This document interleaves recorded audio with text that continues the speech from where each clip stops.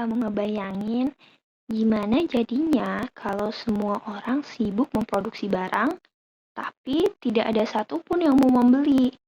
Apakah roda ekonomi akan tetap berputar? Pertanyaan ini membawa kita ke sebuah teori klasik dalam ilmu ekonomi, yaitu hukum Say atau Say's Law.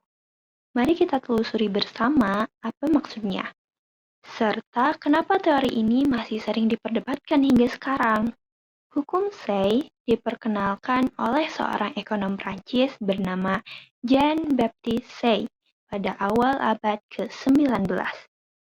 Say percaya bahwa inti dari perekonomian adalah produksi.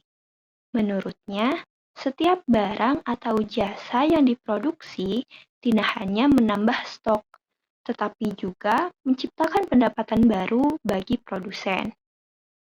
Pendapatan inilah yang kemudian menjadi daya beli untuk membeli barang lain.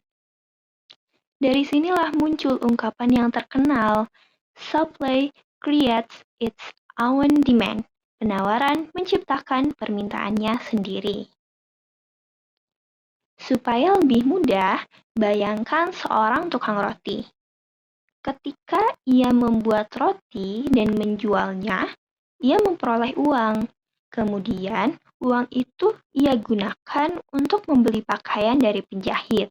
Penjahit yang mendapatkan uang, kemudian membeli daging dari tukang daging. Begitu seterusnya. Proses ini menciptakan lingkaran ekonomi, di mana produksi otomatis menimbulkan permintaan baru. Menurut Say, kunci pertumbuhan ekonomi ada di produksi, karena dari sanalah lahir daya beli. Kalau dipikirkan lebih dalam, hukum ini membawa implikasi besar. Artinya, untuk membuat ekonomi tumbuh, masyarakat harus didorong untuk terus memproduksi barang dan jasa. Produksi yang meningkat akan menambah pendapatan, menciptakan lebih banyak daya beli, dan pada akhirnya mempercepat perputaran ekonomi. Inilah mengapa dalam ekonomi klasik, para ekonom sangat menekankan pentingnya penawaran atau supply. Namun, tidak semua ekonom setuju dengan hukum Say. Salah satu yang paling terkenal adalah John Maynard. Menurut Keynes, produksi tidak selalu menciptakan permintaan. Kalau masyarakat kehilangan daya beli, sebanyak apapun barang diproduksi, mereka tetap tidak bisa membeli. Hal ini terbukti saat depresi besar pada tahun 1930-an. Banyak pabrik memproduksi barang, tetapi karena banyak orang kehilangan pekerjaan dan uang, barang-barang itu menumpuk di gudang tanpa ada yang membeli.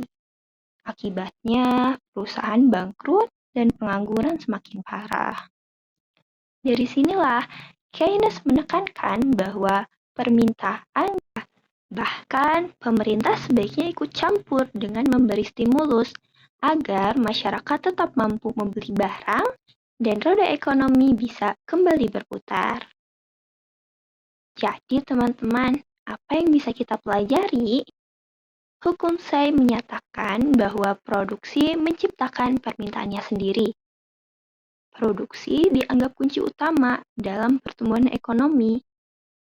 Namun, kritik dari Keynes menunjukkan bahwa tanpa permintaan yang cukup, produksi bisa menjadi sia-sia.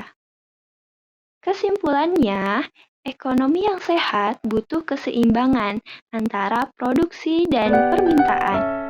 Produksi mendorong konsumsi, tetapi konsumsi juga memberi alasan untuk terus berproduksi.